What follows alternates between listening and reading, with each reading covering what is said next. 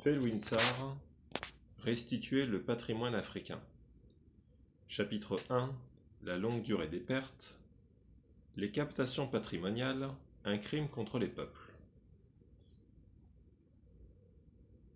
La prise et le transfert d'objets d'art, de culte ou de simple usage accompagnent les projets d'empire depuis l'Antiquité. Deux dynamiques se croisent.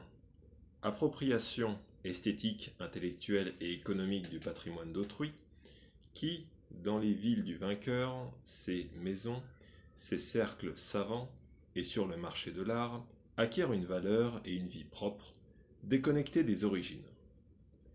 Aliénation et déculturation intentionnelle des populations soumises, dont l'équilibre psychologique est brisé, parfois définitivement par le départ d'objets repères transmis de génération en génération. Il y a 2000 ans et 2 siècles, l'historien grec Polybe posait les fondements d'une théorie politique des captations patrimoniales.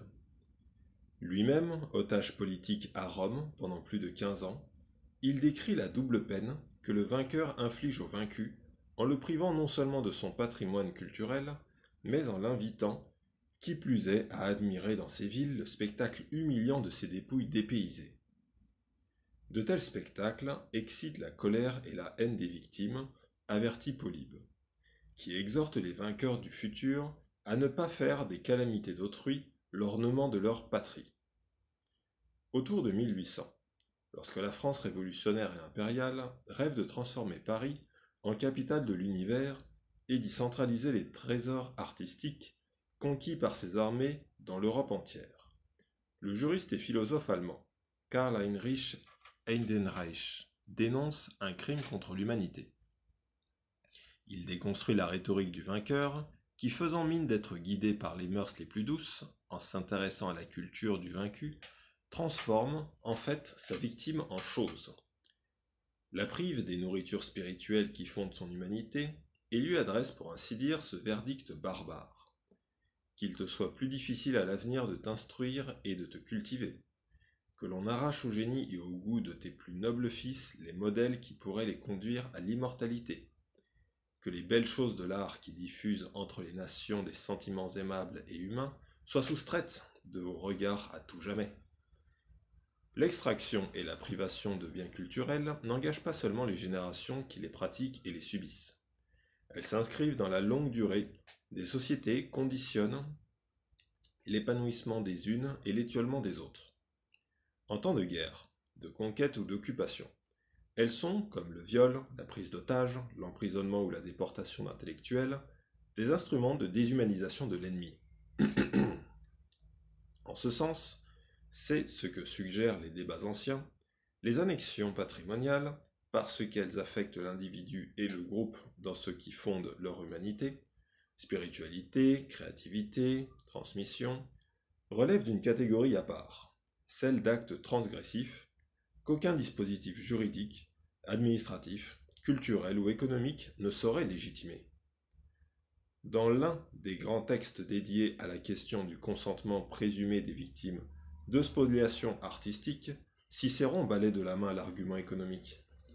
Non, écrit-il, l'achat de pièces convoitées par un vainqueur en pays vaincu ne suffit pas à légitimer l'acte d'appropriation et d'extraction du patrimoine d'autrui.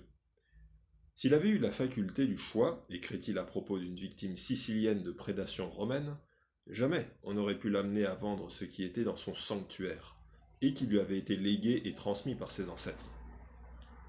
Et non, considèrent les milieux éclairés en Europe, autour de 1800, l'inscription juridique de cession artistique dans les armistices ou traités de paix des guerres modernes ne saurait garantir aux vainqueurs la possession de biens culturels conquis par les armes. On peut bien estimer dans la France de 1815 que le Muséum de Paris, concédé par des traités conservés par des capitulations, devait être nécessairement la propriété la plus inviolable. Cela n'empêche les souverains européens, en cette même année, d'aborder la question des restitutions sous l'angle moral et non légal, éthique et non juridique. Les alliés donc, ayant justement en leur pouvoir les œuvres d'art du musée, ne pouvaient faire autrement que de restituer à leur pays ce qui, contrairement à l'usage de toute guerre entre peuples civilisés, en avait été arraché pendant la période désastreuse de la Révolution française et de la tyrannie de Bonaparte. Butin de guerre et l'égalité des prises. Du point de vue juridique, pourtant, et jusqu'à l'extrême fin du XIXe siècle, le droit de ravager et de piller ce qui appartient à l'ennemi, et le droit de s'approprier ce qui a été pris sur l'ennemi, pour reprendre la terminologie du juriste néerlandais Grotius, sont des pratiques de guerre licites et codifiées. Après le traumatisme et les innombrables débats publics causés en Europe par les conquêtes artistiques, de la Révolution et de l'Empire, les nations européennes s'épargnent certes mutuellement, le temps d'un siècle, ce genre d'outrage.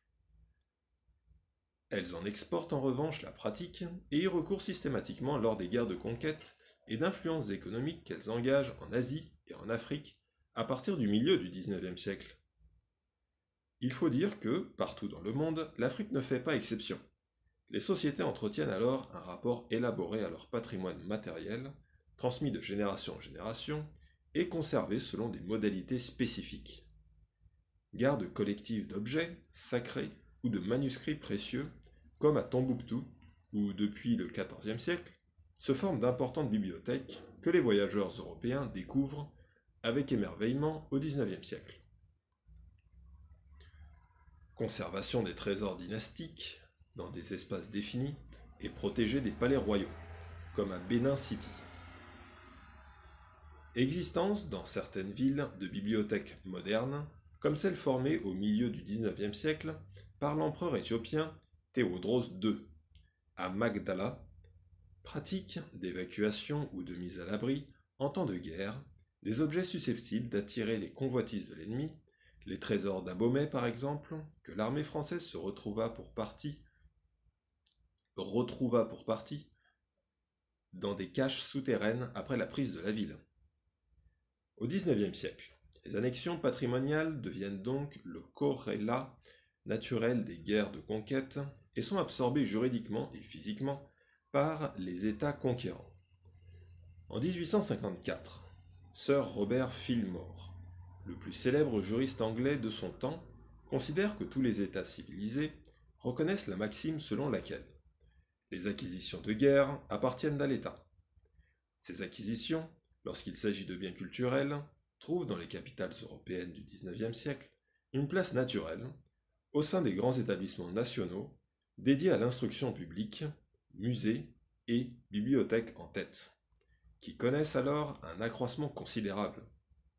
Dès cette époque, et malgré la légalité militaire des faits, de prestigieuses voix s'élèvent en Europe pour condamner ce que la prétendue civilisation inflige à la barbarie.